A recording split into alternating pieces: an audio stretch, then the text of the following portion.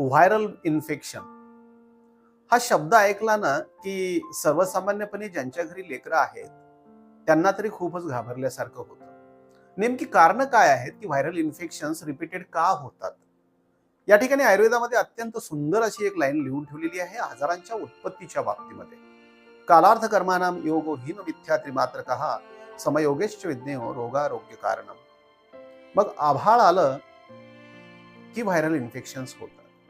मित्रांनो, मुख्यतः अग्निमांद्य हे त्याचं कारण असतं. जेव्हा काळ हा सम अवस्थेमध्ये चालतो तेव्हा अग्नी प्रदीप्त राहतो आणि काळ जेव्हा विषम होतो, उदाहरणार्थ उन्हाळ्यामध्ये जर समजा पाऊस पडला तर अग्नी मंद झाल्या कारणानं कफाची उत्पत्ती होते आणि त्यामुळे व्हायरल इन्फेक्शन्स होतात. हलका पचायला आहार घेणे आणि किंचित कोमट पाणी पिणे सोबतच सजग राहणे आभाळाच्या बाबतीमध्ये